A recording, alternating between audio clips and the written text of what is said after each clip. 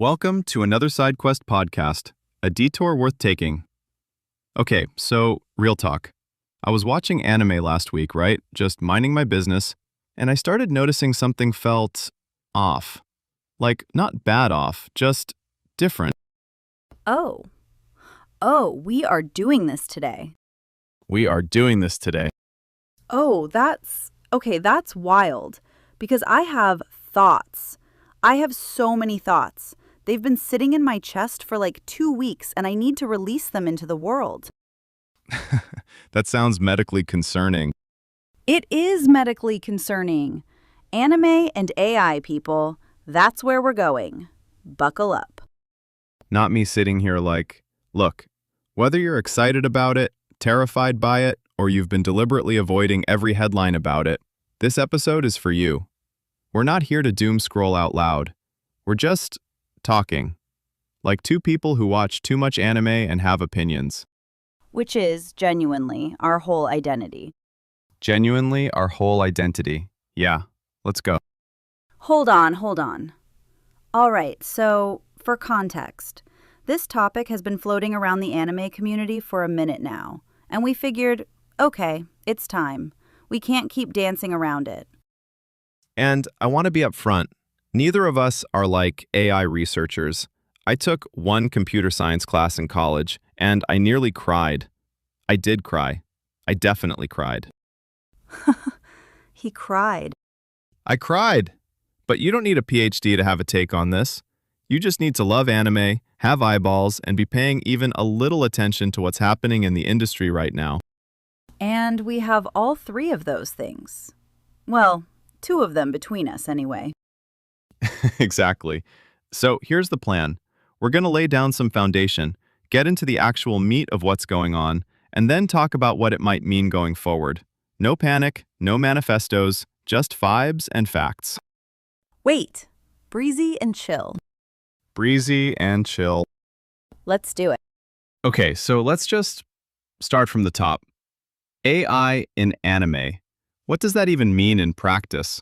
Because I think a lot of people hear AI and immediately picture like a robot drawing Naruto. Which, honestly, not entirely off.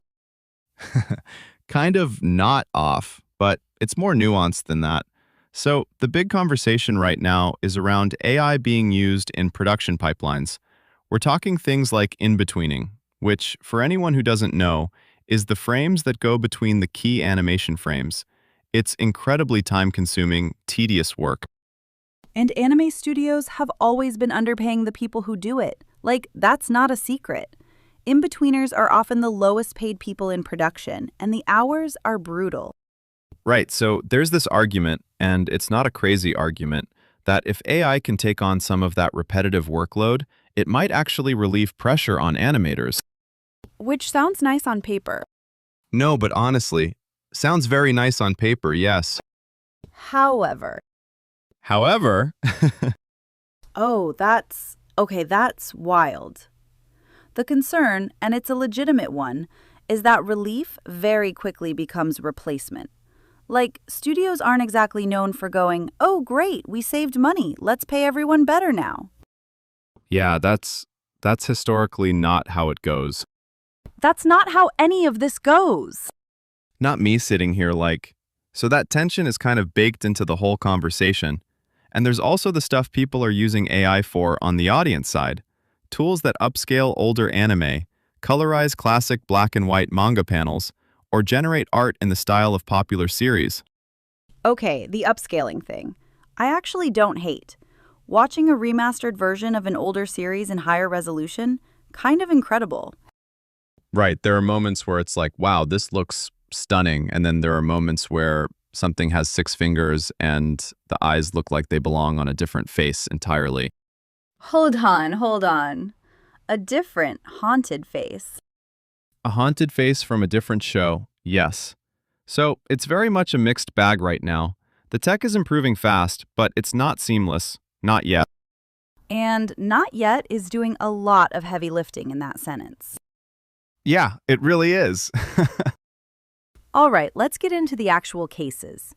because I think this conversation gets a lot more interesting when you stop talking in the abstract and start talking about real stuff that's actually happened. Agreed. So, one thing that kind of became a flashpoint, and this isn't ancient history, this is recent, was when certain productions started quietly crediting or acknowledging AI assistance in some capacity. And the reaction from fans was significant. Wait, significant is a polite word. It's a very polite word. People were upset. Like, not mildly displeased, full blown upset. And I get it. There's a reason people connect so deeply with anime specifically. And part of that connection is knowing there are human hands behind every frame. Like, why do I relate to this so much? That's such a real thing. Like, when you watch something like Demon Slayer and the animation just goes completely off the rails in the best possible way, you know a person made that choice. You know someone sat there and said, I'm going to make this frame absolutely unhinged, and it's going to be perfect. And that's the soul of it. That is the soul of it. And the fear is, can AI replicate that? Or does it produce something that looks technically correct, but is fundamentally empty? Okay, here's my take. And I feel strongly about this. Let it out. This is the moment. AI is really good at pattern recognition, right? It learns from existing work, which means it can produce something that looks like anime, genuinely looks like anime. But it's averaging. It is the average of everything it ate. Oh, that's a good way to put it. It's not making choices. It's making statistically likely choices. And the difference between those two things is massive when you're talking about art. Because the best anime moments are the ones that feel wrong in exactly the right way. Oh, that's wild. Yes, exactly. They're outliers. They're someone going against the grain. An AI, by its nature, pulls toward the center. That said, and I want to be fair here, there are creators out there who are using AI as a tool in a way that feels genuinely creative. Like people who are using it to prototype scenes, to experiment with visual styles, to do things solo that would normally require a full team. The solo creator angle is interesting. Not me sitting here like, it's really interesting, because anime production is expensive. It's deeply, deeply expensive. And if AI tools lower the barrier enough that one person with a great story can actually bring it to life, that's not nothing. No, that's genuinely exciting. I'm not going to pretend it's not. Right? Like, imagine the stories that never got made because the person who had them couldn't afford a studio. Maybe some of those stories get made now. Okay, but you know what's also happening though, right? Oh, I can guess. People are flooding the internet with AI-generated anime that is, and I say this with the least amount of aggression I can manage, not good. It's rough out there. It's rough. There's so much of it. You scroll and suddenly you're looking at something that technically has big eyes and spiky hair, but the vibe is completely, utterly wrong. The vibe is wrong. That's the word. It's the vibe. And I think fans can smell it, like instantly. You don't even need to think about it. You just know. Totally. There's something in the way a real animator handles weight and timing and expression that hasn't been cracked yet. Your brain just registers it, even if you can't articulate why. And that gap, that's where we are right now. That gap is the conversation. Like, why do I relate to this so much? Perfectly put. And then there's the whole thing with voice acting, which is its own separate can of worms. Oh, don't even. We have to. That's what I'm saying. Ugh, fine. AI voice cloning has gotten good enough that people are producing content with AI-generated voices that sound remarkably close to actual voice actors. And voice actors, who are already in a tough industry, are understandably not thrilled about this. Not thrilled is an understatement. And rightfully so. Like, your voice is your instrument. It's your livelihood. The idea that someone can feed your recordings into a machine and recreate you without your consent it's a lot. No, but honestly, it's a lot. And the legal landscape around this is still pretty murky, which doesn't help.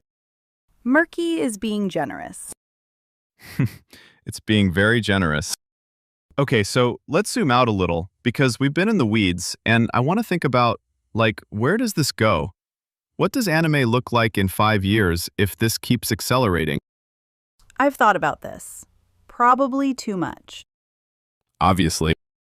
Okay, so I think there are two diverging paths, and I genuinely don't know which one we're on. Lay them out. Path 1. AI becomes a genuine tool in the hands of studios. It handles the grunt work.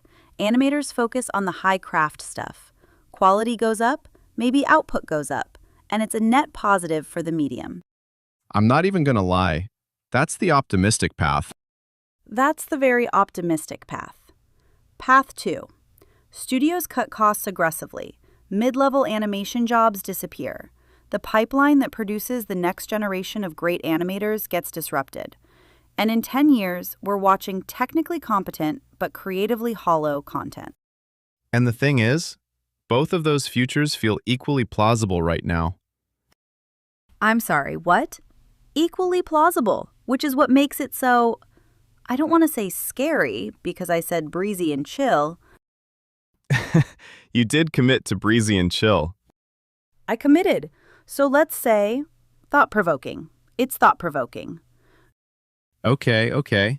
Thought-provoking. Very diplomatic. Okay, here's what I keep coming back to, though. Audiences. Because I think audiences are going to play a bigger role in this than people expect. How do you mean? People vote with their attention. And I genuinely believe that when something is made with care, people feel it, even if they can't explain it. So, if AI-generated content starts to feel noticeably different from human-crafted animation, and I think it will for a while, audiences might naturally gravitate toward the real thing. Nope. Nope. That's a hopeful take. I'm an hopeful guy. You also cried at a spreadsheet once. Bro, same though. That was a very emotional spreadsheet. I stand by that.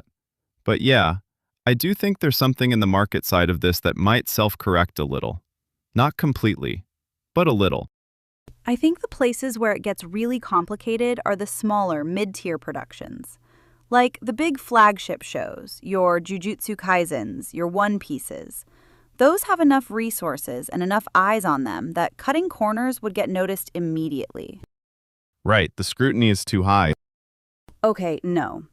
But a smaller isekai that nobody's watching super closely, that's where you might see it creep in quietly. And that matters because a lot of great stuff comes from those mid-tier productions. That's where a lot of hidden gems live. That's where you find the shows that blow up later because a small team poured everything into them.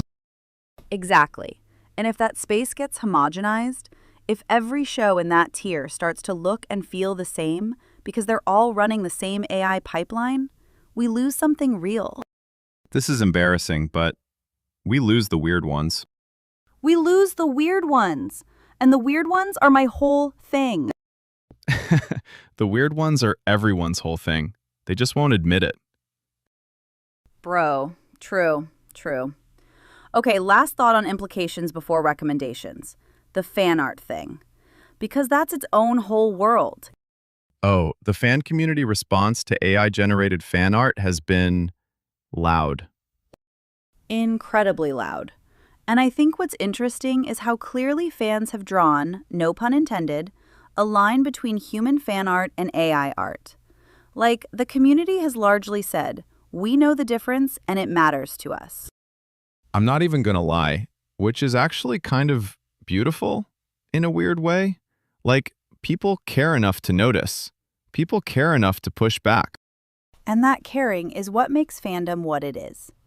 So, I don't know. Maybe that's a reason for optimism too. I'll take it. I'm sorry, what? Yeah, let's take it. All right, before we wrap, quick takeaways. AI in anime is real, it's already here, and it's not going away. But where it lands really depends on decisions studios, creators, and honestly fans make right now. The tech is a tool. Tools can build things. Tools can also tear things down. And keep watching, seriously. Pay attention to what you're watching and who made it. Credits exist. Use them. Okay, love that. Okay, recommendation time. Sky, what have you got? Okay, Zenshu. Watch it. It just dropped and it follows a burnt out animator, yes, incredibly relevant, who gets pulled into the world of an old children's cartoon she worked on as a kid. The animation style is gorgeous in this very deliberate, warm way.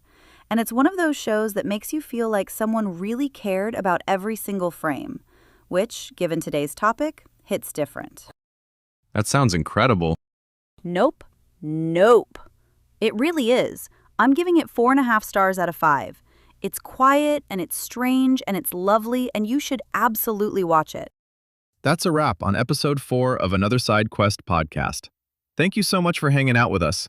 Hit subscribe if you want more of this. Drop a comment with your take on AI and anime because we genuinely want to know, and we'll see you on the next detour. A detour worth taking.